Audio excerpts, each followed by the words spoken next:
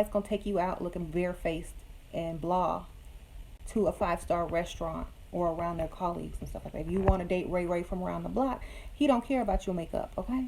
So what I'm saying is you have to upgrade yourself, level up, okay? If you walking around with lipstick and clear gloss and thinking you the bomb, and as soon as somebody else walk by, who's taking an hour to get ready, you're gonna be sadly mistaken, unless you're just the epitome of natural beauty and supermodel material. Okay, so stop asking me these questions. Y'all already know my answer. Yes, that's what I'm saying.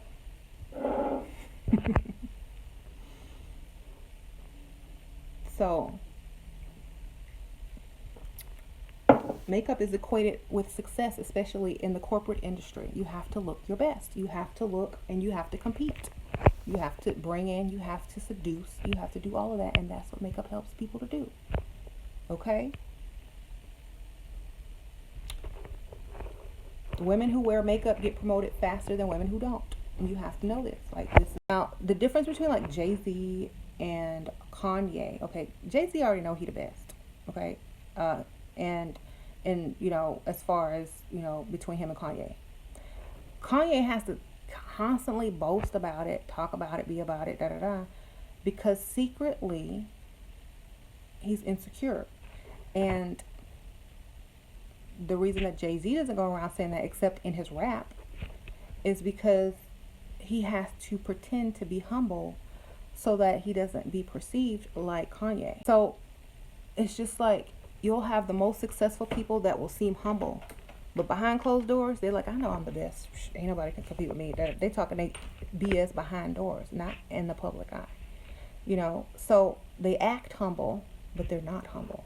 Because if they were humble, they wouldn't be where they are. They're set in their ways, and they don't realize that men don't like how they look, act, seem. Even if they love themselves the way they are, it's not appealing to men. And that's the whole purpose of joining a group, to actually attract, the type of man you want. If you want to attract the type of man you want, but you're looking at the exact opposite of what he finds attractive, how are you supposed to do that? Magic? Through hypnosis or something? I don't know. But the whole issue is they're not willing to do the work. Don't come in a group looking busted, talking about, oh, I'm not successful because I have morals. And no, you're not successful because you're not attractive to the type of man that you're trying to get. That's why. Because most men, they go with their eyes and what they're turned on by. And obviously, if you keep failing, they're not turned on by you. Now,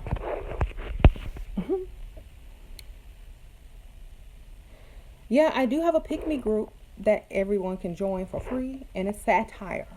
It's satire. And a lot of people join don't thinking it's satire. They really join to have some type of 50-50 thing going on. And it's funny because when they post, they're confused, they don't know, and then people start trolling them. It's sad, but it's funny. So y'all can go join that, and I'm in there every once in a while.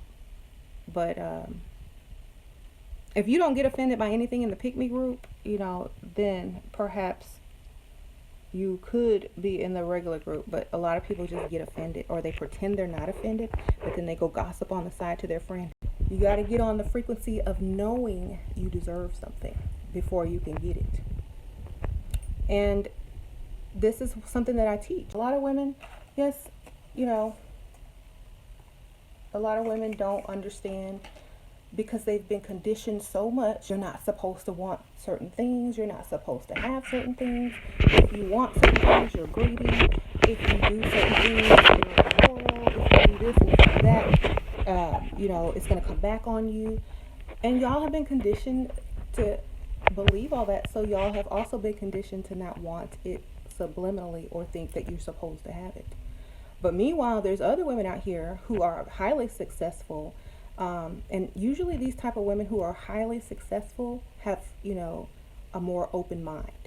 Their mind is open. They feel that they deserve things. And so they attract things. And they're not afraid to ask for what they want because they feel they deserve it. Now, a lot of women who feel like they don't deserve something, they won't even ask for it because they don't, because they fear the rejection, because they know that they're putting out the frequency that they don't deserve it. So therefore they never get it. And then they get upset at those who are getting it. And, you know, they want to say, oh, well, this is stupid. It's not working. No, the reason it's not working is because you don't feel like you deserve it. Okay? You got to get on the frequency of knowing you deserve something before you can get it. And this is something that I teach.